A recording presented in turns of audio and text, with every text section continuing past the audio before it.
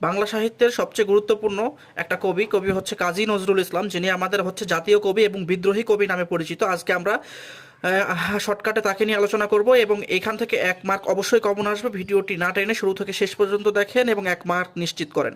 সবচেয়ে বেশি প্রশ্ন আসে হচ্ছে কাজী নজরুল ইসলামের নিষিদ্ধ গ্রন্থ কোনগুলো। আসলে এই গ্রন্থগুলো নিষিদ্ধ করার পেছনের কারণ ছিল তার লেখার মধ্যে বিদ্রোহ ভাব এতটা বেশি ছিল যে সাধারণ মানুষজন তার লেখনী পড়ে বিদ্রোহ ঘোষণা করতো এবং ইংরেজদের বিরুদ্ধে তারা হচ্ছে মাঠে নেমে আন্দোলন করত।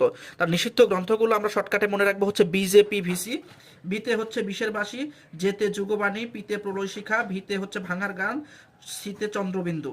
এবং এখানে আর একটা তথ্য আমাদের মনে রাখতে হবে, এখানে অগ্নিবীণা কাব্যগ্রন্থ কখনো নিষিদ্ধ হয় নাই, তবে এই কাব্যগ্রন্থের একটা কবিতা হচ্ছে রক্তম্বর ধারিণী মা, এটা নিষিদ্ধ হয়েছিল।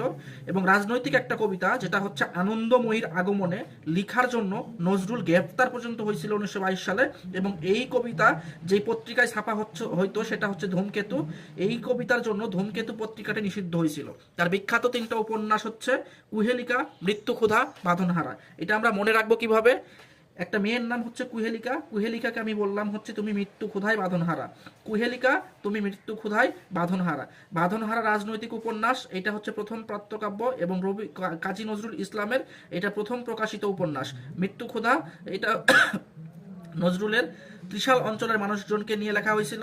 মৃত্যুক্ষুধার মেইন চরিত্র হচ্ছে প্যাকালি এবং এখানে মেজবও একটা চরিত্র ছিল। এবং কুহেলিকা অন্যতম গুরুত্বপূর্ণ একটা উপন্যাস।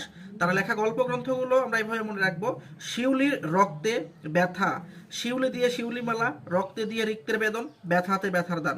সবচেয়ে বেশি কষ্ট হয় আমাদের নজরুলের কাব্যগ্রন্থ মনে রাখতে গিয়ে। তো এটা আমরা কিভাবে মনে রাখবো দেখেন, আমি একটা গল্প বলছি। মনীষা এবং প্রভাস এই দুইজন হচ্ছে হাজব্যান্ড ওয়াইফ। তারা সি বিচে ঘুরতে গেছে, যেই সি বিচটা তাদের কাছে ছিল অচিন। ঘুরতে যাওয়ার পরে তাদের পুঁজি শেষ হয়ে গেছে। এই একটা লাইনের সাহায্যে আমরা তার 18টা কাব্যগ্রন্থ মনে রাখবো। মনীষা দিয়ে মনে রাখবো হতে মতে মরু ভাস্কর, দুন্তার নতে নির্ঝর, দুন্তার সতে সাম্যবাদী।